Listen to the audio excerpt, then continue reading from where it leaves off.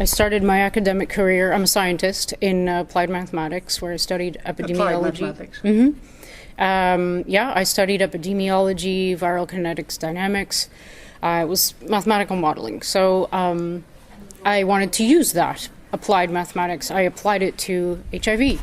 So I applied it to HIV, which is one of my most favorite viruses to study. I don't know why. It's just one of those things about me. So I did my master's degree in immunology. That took me to my PhD in computational biology, which is basically just using mathematics to study biology. And then I did a postdoc in molecular biology, studying bacteria. And then I did a postdoc in biochemistry, where I did a lot of protein biology.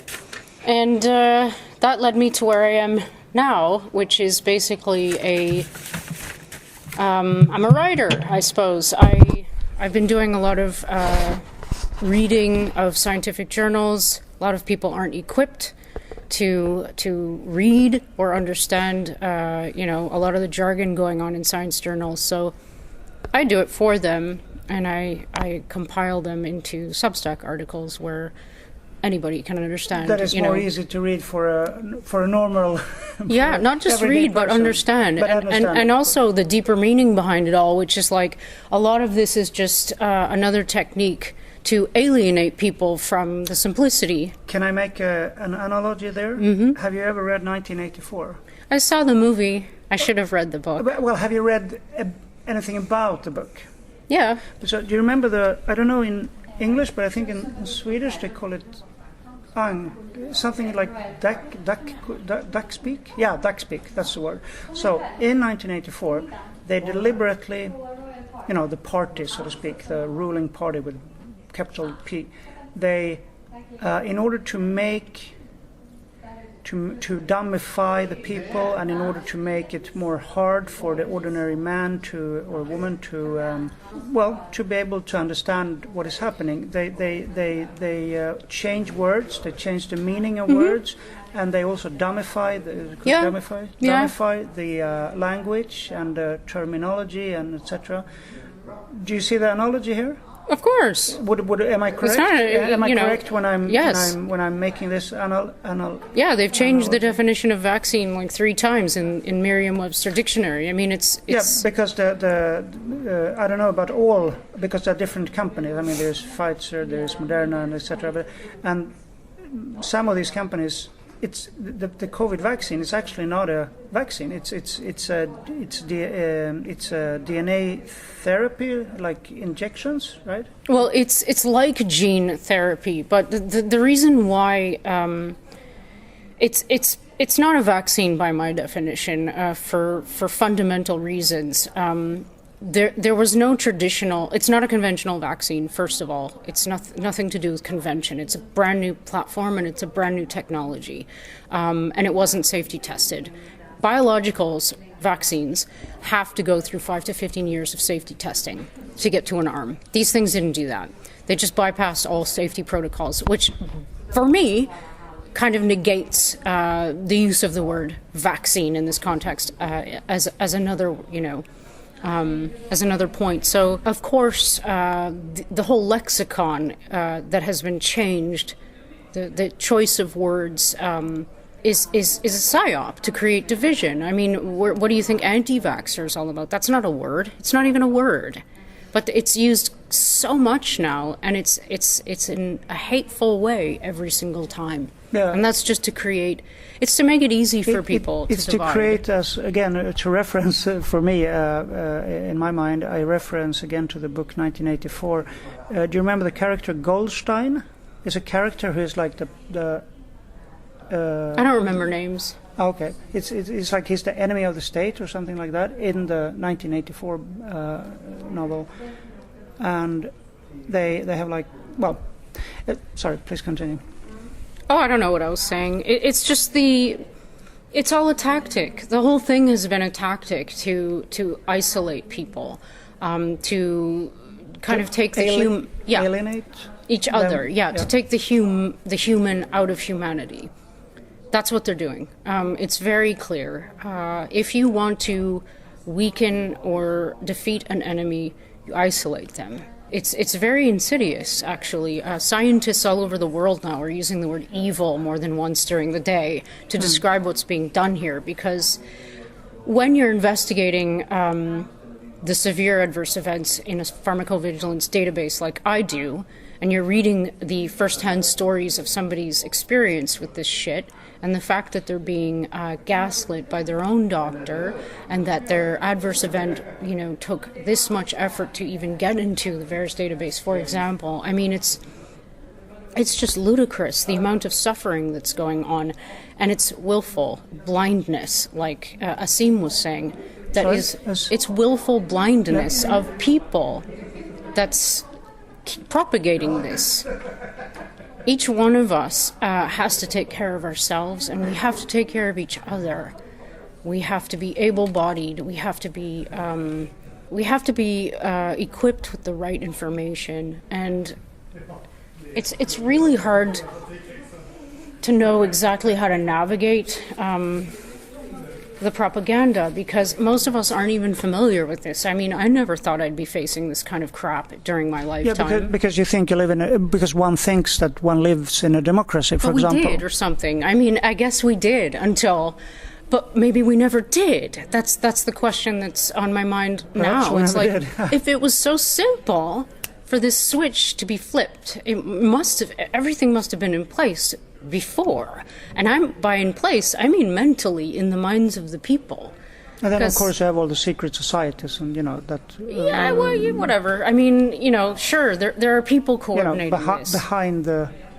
How do you say, like constellations behind the curtain, so to speak. Mm-hmm.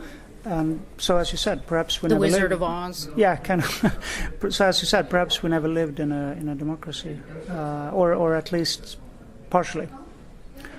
Because if we did, I mean, I think it would be a little harder to topple. I mean, Canada's gone. I don't know if you're aware of this, but it's it's gone. And Australia kind of also. Yeah, no, not kind of. They're both supposed to be like the representations of the places you would like to go if you want to be a free, happy person, if you want to live among kin and trees and nature and experience life in the way that it was meant to be. But both of them are, they've been preyed upon, and they seem to have succumbed. Cheers. Who needs a chair? They seem to have succumbed with so little time. I don't want to say effort, because I think there probably has been a lot of effort put into this, and it's been going on for decades. But, the thing that really surprises me is how few people have faced darkness. I'm going to go a little deep here, but it's important. Please do. I think the thing that a lot of people who are here at this conference have in common is that we've all known darkness in some way or another, and we not only known it... You mean before in life? Yeah. Not only known it, but navigated it and gotten out of it and can see it for what it is, and you become much stronger, or at least you develop coping mechanisms. Even if you don't become stronger, you develop techniques to see when something is dark coming near you and how to keep that away from you. So just so that my English comprehension here is correct, that if somebody if a person is very naive, if a person has not gone through, seeing the darkness, so to speak, in the sense that, things have happened before, perhaps in one's life, or at least perhaps not to oneself, but at least in the nearby, relatives or whatever. So you have seen it. If not, then perhaps you are blue-eyed or naive, or you understand? You say blue-eyed? Innocent. Swedish? Yeah, that's the word. In Swedish we say blue-eyed. I think it means precisely what it is. Yeah. And you know what's tricky about that? There's nothing wrong with innocence. It's a beautiful thing. Exactly. It's like children are innocent. So that's what really drives me crazy about this, because it's so predatory. It's so predatory. Oh, from the ones above, you mean? Oh, Okay, yeah. The whole thing has been a disgusting, predacious event, and it's continuing. And slowly, people are becoming less innocent, but that's sad. It's sad. It's necessary because of the ones in power, because to be able to see. I think it's important for us to. But it's very sad. Yeah, for us to maintain as many innocent souls as we can, because not everyone has to be dragged into darkness. You know, some people's, place in the universe is not to have that happen. Mine is. I don't care. I've always been like this. I kind of rather it be that way. Me as a man, I usually say that. Well, which they're also trying to make us debate. But yeah, whether or not there are exist men and women and etc. But me as a man and thinking a bit, the old ways kind of style, I usually think that, since I consider this being a war. It is. So well, I just want to be diplomatical because I don't know how you want to portray the. Oh, just tell the truth, and I'll be okay with what you say. So, I always think like this is for the men, because most men cope with this easier than women and children also, and elderly perhaps. That what I'm saying is as in a war, who goes to battle? It's the men that are supposed to go to battle. Traditionally, I suppose. I tell you one thing though, in this war, exactly, I'm in the front. Oh yeah, I'm not saying that. No, I'm not saying that as I'm in the front. I mean literally, that's my role. Yeah. No, I'm going with. You know what? I never used to believe in God. But I'm starting to think that maybe I should. My God to me is like nature, Mother Nature, the earth, Gaia. The energies that kind of like, Mother Earth. Yeah, and so it's like she decides, and I'm just here. I'm having an experience, and to me it's kind of preordained, like what my role here is. So that's my role, and all I'm doing is stepping into it. So it's like, that's what I meant. I didn't mean to sound like an idiot. I'm in front and everyone. No, that's not what I meant. I meant like, no, but you're whatever role is assigned to me, I'm going to play that role to the best of my ability. You seem like a person that had a very strong will when you were a child, for example. I suppose I just. It's not a good thing, though, because it makes me very difficult to get along with as a human being. Yeah, I think it's the same with me. Yeah, and so we're rebel souls, and we're kind of lone wolves, I think, the crew of us here, which is kind of why it's really sweet that we can come together, because we have these weird things in common, and they're kind of things that keep us away from most people, but kind of brings us together, like these weird, intricacies in our personality. So, like, I like things to be done a certain way, and I'm older now, so it's like I'm really set in my ways, and I'm very, I like going with the flow, but I also very much like schedules. So, like, I don't know even what I'm saying now. The leaders are coming through, and it's in spite of themselves. It's like if you're destined, to serve as one of the orators.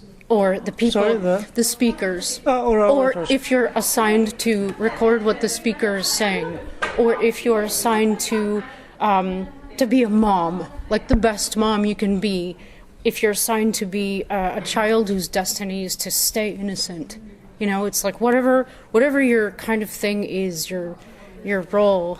Not to get too philosophical, but like I think that's what everybody needs to do. You need to step into your role, whatever it is, and really love it and embrace it.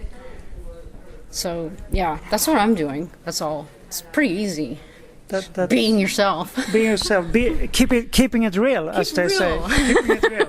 Can I quote you on that? You can quote me, man. Keep it real. Very good. Is there COVID-19 pandemic? No. A pandemic was declared, but it was all planned. Yeah. This entire thing is just a lying circus. But would you say it was a fabricated pandemic? It was designed. I wouldn't use the word fabricated. Oh, so there was a pandemic, or just so I understand what you mean. So they declared a pandemic, which means that there's some kind of pathogen that's circulating the globe and it's a danger to most people. That's what they That's did. what they claimed. That's what But they claimed. what would you say was the reality? I'm kind of on two sides of a coin. There either was a deadly pathogen or something kind of dangerous and unknown that was released in the beginning, and they didn't know the consequences, and therefore they actually, with some kind of intention, declared a pandemic, or it was all a bullshit lie from the beginning and it was all a part of the farce. And I'm more inclined to believe the latter because of what I've seen and heard. I know about viruses, and this is a coronavirus. I think that the serious... But would you say that a coronavirus exists? Of course. Yeah, okay. They do. I mean, of course they do. Cold yeah. viruses are caused by coronaviruses. Yeah. Coronavirus is the family name for viruses that have this crown, corona, of spikes on the outside. So this is just one of those. The thing about this one that's special is that it's synthetic and that it was created, it was designed, and if you ask me, the difference between the typical coronaviruses historically and this thing is that it was pathogenized and it was done using the spike. So it's a backbone that, most of our we have cross-reactivity to, I dare say, but this spike protein can break off. And it's pretty insidious. It's pretty bad when it gets into your body. So it's very interesting that this is the very protein that they decided to use as the template for the modified mRNA in the shots.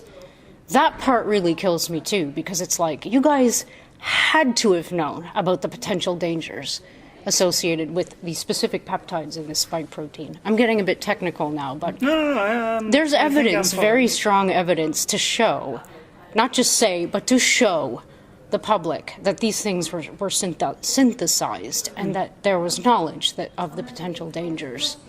So that's very interesting. Yeah. Because it shows the there's intention. Malicious, yes. bad intentions.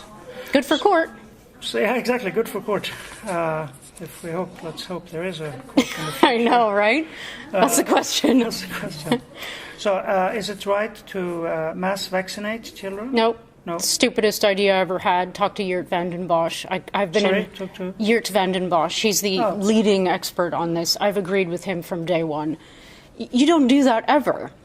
You don't mass vaccinate in the middle of a pandemic because of the danger of making the thing more deadly, basically. The kids, we knew, were not at risk for serious effects from COVID. There was no need to ever inject them. There was no need. There was no stratification according to who's at risk from the very beginning. And that's how all the epidemiologists, the vaccinologists, and the immunologists who have half a brain cell were able to see from the very beginning that this was all a farce.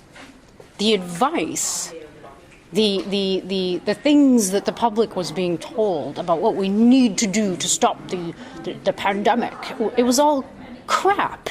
And they called it science, dude. But would you say that they used the pandemic as a backdoor to in a covert way, to in a subversive way, as to kind of put forth to try to introduce some kind of Orwellian society, I think half of it is dictatorship. Half of it is to get the to get rid of democracy, basically. Well, to get the I'm losing the words now. The thing that they're doing in China, what's it called? Social credit score. Yes, thank you. To implement the social credit but that's score. tyranny. That's not democracy. That's that's what they've already done. So it's a segue to that and the mRNA technology. So they had to introduce that to the public as something innocuous and call it a vaccine, because that's where all this is going. Every single bloody thing that you're going to be introduced to in terms of vaccination from now on is going to be this stupid mRNA tech. And because of the way that they've manipulated the public and their way through all the regulatory bodies, there's going to be no testing. Oh, yeah. This is a fact. They're going to go for animals, and like Meryl said, they're going to go for plants. Yeah. It's a way to codify everything. it's top-down control design structure. That's all. Is there? I've seen certain, I don't know, physicians or I've seen these researchers and physicians that has been taught, and some nurses also, and they've been looking through this radio telescope, and they've found, well, first of all, graphene oxide, and then they were talking about this like nanochip, and it's like, is there any truth in this? I don't subscribe to that, but you know. Sorry, about the microchip or the I don't have any evidence of either, and I have friends Not who. even graphene oxide. Well, no, me personally, no, I don't have that evidence. I'm not saying that it's not a possibility, but I personally don't have that evidence, so I don't dwell on it when I do my research. I have friends who are also experts in looking down microscopes and determining what things are, and they're claiming that these structures that a lot of people are showing is just sucrose crystallized, because sucrose is an additive in the shots, and that sounds more in line with, you know, what I would believe is the truth.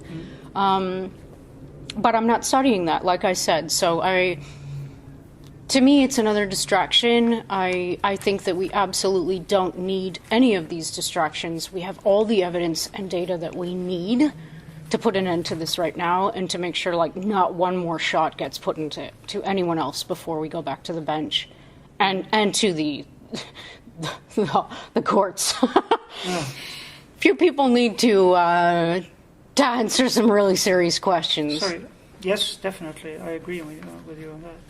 So let me just one last question. Like, what would you wish would happen now, from now on, so to speak? Just more of the same. The ball is already rolling. More of the same.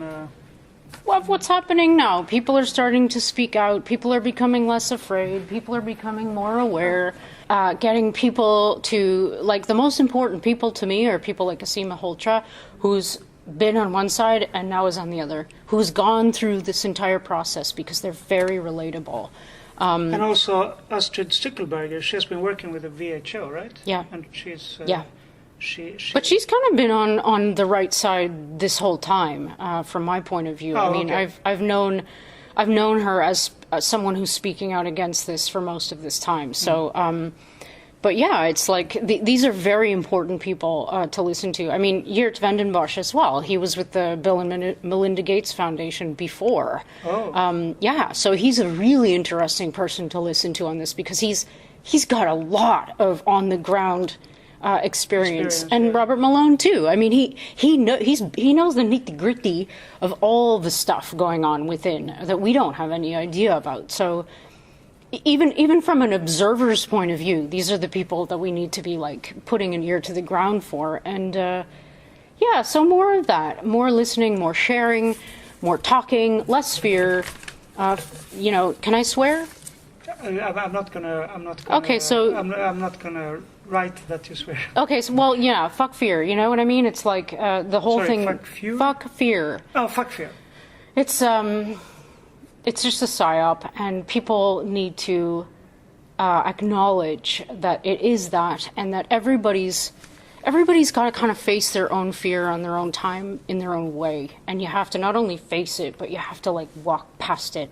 Because on the other side of that is growth.